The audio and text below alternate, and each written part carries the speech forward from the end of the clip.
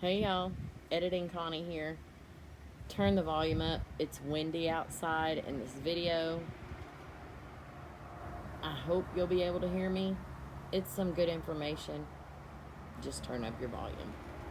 Hey y'all, welcome back to the Southern Cottage. I am Connie and today is all about tomatoes.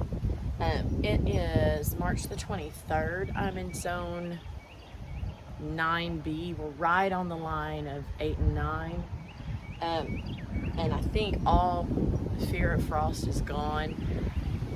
I don't have anything below 50 in my 10-day forecast, which is great because tomatoes don't like it to get below 50. Y'all, it's really windy out here. I hope you're not going to have a problem hearing me. So I am planting my tomatoes. I've got to get them in the garden. And yeah, because I want them to produce before it gets too hot. So this is a pink ox heart. This is a full-size slicer tomato. It's indeterminate, which means it will keep growing and growing and growing as long as you give it everything it needs. Food and water, basically, and some good soil. So this was mass sown as seed in my greenhouse. I separated them out and I planted this really deep, and it has been fertilized once since it's been put in here. It's a nice, healthy specimen, and I'm about to put it in the ground. So all I am going to be using is a little bit of Biotone starter fertilizer. It's organic and it's really good for your veggies. It's really good for any of your plants.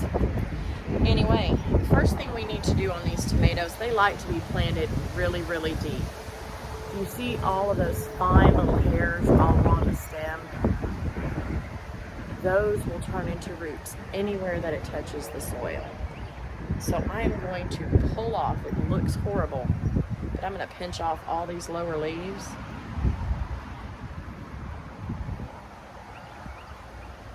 And I'm going to bury it all the way up to there. Let me go ahead and get my hole ready.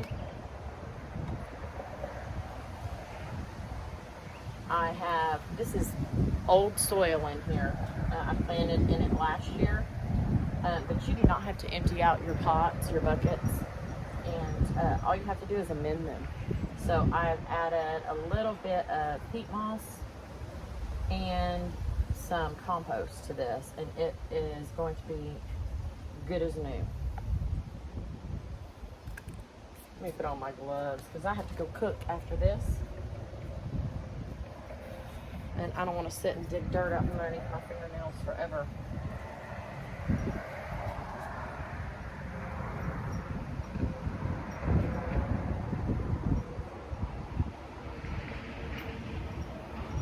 So I'm going to get as much of this dirt up and out of the way as I can. That hole is pretty deep. And I'm just going to sprinkle some of this Biotone starter fertilizer. Y'all, this stuff it's gentle, so I'm not going to measure. I'm just going to sprinkle some in there. With anything, I'm probably doing less than what it calls for. And then I'm just going to work it into the soil at the bottom of this hole. And I'm going to take these off. I watered these last night, and I up-potted into these clear plastic cups. I'll be able to use these from year to year because they're nice and solid, but look at the root growth in there. You can see the roots through it. I'm anticipating this coming out in one piece. There we go. And it is damp because, like I said, I just watered it last night. And I'm going to put it all the way down in there. I'm going to make sure that I don't have air pockets around the roots.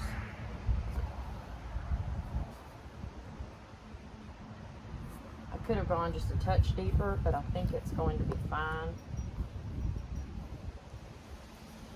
And I'm going to move this out of the way. That way when I water, my soil won't go over the side.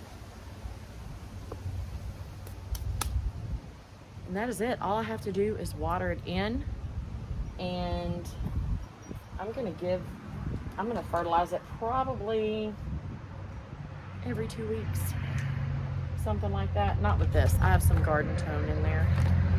I normally use my rabbit poop, but we had ants get in there and I had to kill them with a pesticide, so I'm not putting that in my garden this year. I am not 100% organic, but I do not want ant poison in my food. So there you go. I got this one tomato in. I have about 30 more to plant. Let me get some more of these in the ground, and I will show you where I've got everything and how far apart I plant them in my raised beds. Okay, I got all the tomatoes planted in my raised bed garden area. I'm gonna go over what I have in this 4-foot square bed. So I have a red brandywine, a giant pink Belgium, that is a vintage white, and that's a Kellogg's breakfast. I'm gonna give them a good water to get the soil settled around them. I don't have my drip's not on, I have to fix it, and my hose is not hooked up, so for right now, I'm gonna carry some water. I'm just watering them in, give them a good drink. They were nice and watered whenever I put them in here. I watered them last night so they would be ready to go into the ground today. So I planted these about one every foot. That is a little tight, but I do plan on single stemming these. And these are indeterminate tomatoes, so I can prune about this far up on the bottom to keep my leaves from touching the ground. That will make them less susceptible to splashback and disease. And the other bed over here, let me bring y'all around. It is still really windy. This is a 2-foot by 8-foot raised bed, and I have 6 planted in this one. This is a San Marzano. This is a paste tomato, kind of like aroma. And then I have a green zebra right here. Next to that is a Jubilee, and then a Cherokee purple, which is a really pretty tomato, purple shoulders. It's just dark on the top. Jubilee, Cherokee purple. This next one is a Garden Leader Monster, and the last one is a Tiffin Mennonite. That one is new to me this year. So is the green zebra and the Jubilee and the San Marzano. I tried a few new ones this year. I know I love the Cherokee purple. And this one down here is a store-bought tomato plant, and it is a pineapple. It's also an heirloom, indeterminate, so it'll just keep going. And it's looking nice and healthy. So yeah, I got all my tomatoes planted in my raised bed garden. Now I have about 25 more to get done.